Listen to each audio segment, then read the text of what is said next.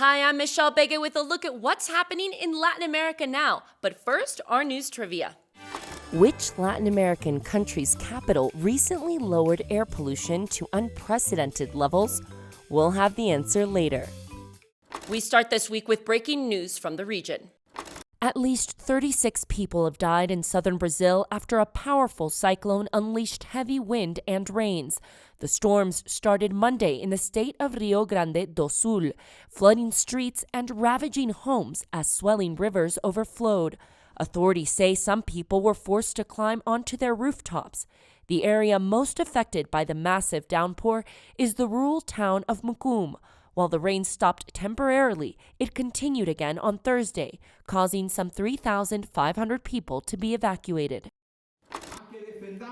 Guatemala is experiencing several controversies after citizens elected their president in August.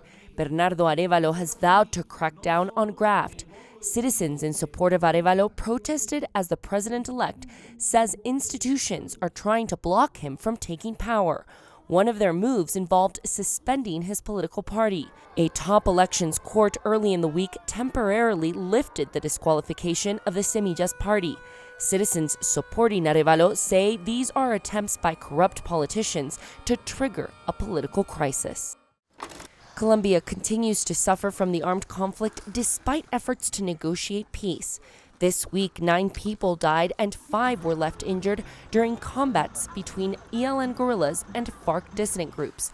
The governor of the Arauca region asked the armed groups to leave civilians out of the fighting. The ELN is currently in a ceasefire with the government as they negotiate the end of hostilities. FARC dissidents are engaged in talks with officials as well. Now let's go to Mexico with my colleague Al Baverstock, who has a special report. The flagship project of his presidency, Andrés Manuel López Obrador, will inaugurate the Mayan train on December 1st. More than 1,500 kilometers of railway infrastructure spanning Mexico's Yucatan Peninsula, it's projected to bring social, industrial and tourism benefits to a marginalized region of the country.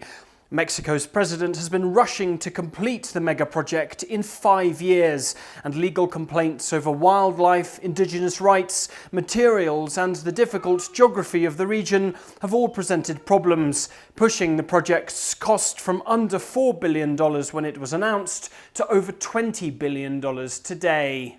However, with the inauguration date set for the 5th anniversary of his time in office, the Mayan train project is going full steam ahead.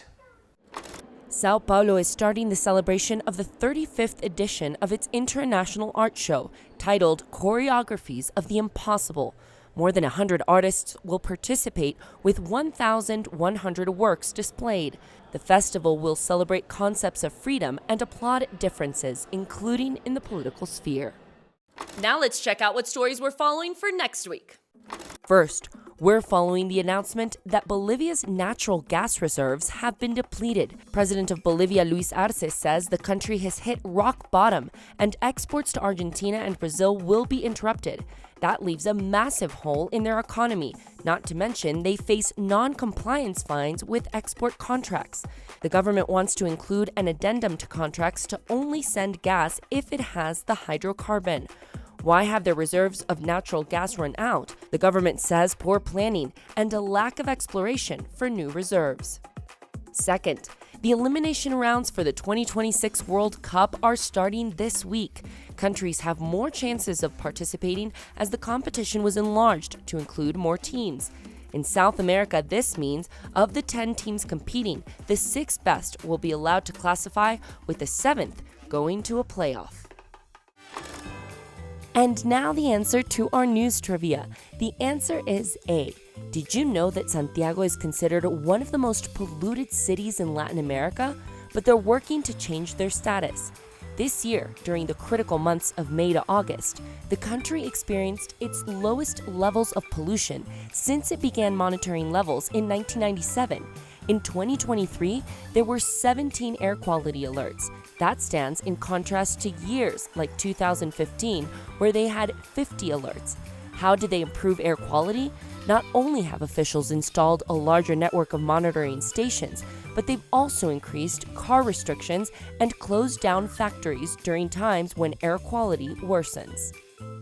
And that's it for this week. We'll see you again soon on Latin America Now.